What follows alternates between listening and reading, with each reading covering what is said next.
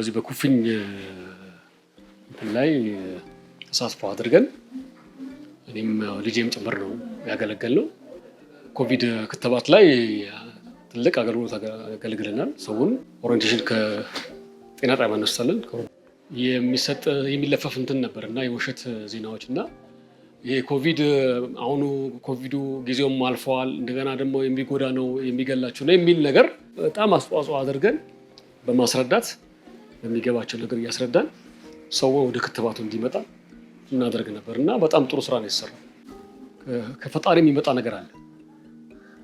ትልቁ ነገር ፈጣሪ በጎ ስራ እኔ ብቻ አይደለሁም ፋሚሊ በአጠቃላይ በበጎ ስራዎች ላይ የተለያየ በጸጥታ የተለያየ ነገሮች እናገለግላለን። እኔ ልጄን የመጀመሪያ ልጄ ነች መኪያ።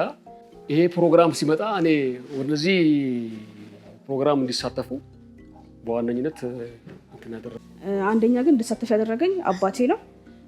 በዚህ ውስጥ ደግሞ የሳተፍኩት ደግሞ ያው ህዝቡን ለማገልገል ስለሆነ ብዙ አካባቢያችን ብዙ ኢንፎርሜሽን የሌላቸው በተለያዩ ነገሮች ኢንፎርሜሽን የማይወስዱ ሰዎች ስላሉ እነሱ ለማገልገል ብዬ ነው በዚህ ውስጥ የገባሁት ማለት ነው።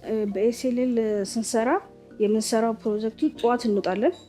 ወጥተን ጠዋት እስከ 8 ሰዓት ነው የምንሰራው እና የምንሰራው ያው በየቤቶቹ በየሰው ቤት እየሄድን ሰዎችን ሄደው ቤት ውስጥ ብዙ ኢንፎርሜሽን አሁን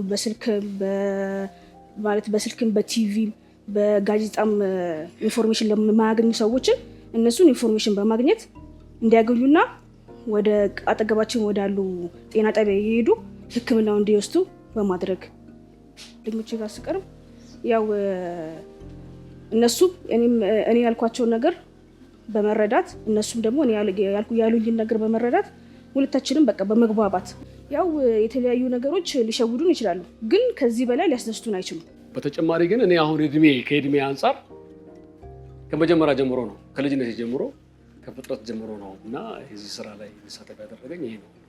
30 ምናምን ነው 33 ዓመት ወደ ጥሩና መንገድ ሲመጣና እንትን ሲል በዋነኝነት የሚያስደስተኝ ነገር ቢኖር ጥሩ ሰርተህ ወደ በጎ ነገር ማምጣት ከዚህ በላይ የሚያስደስት ነገር ምንም ነገር የለም።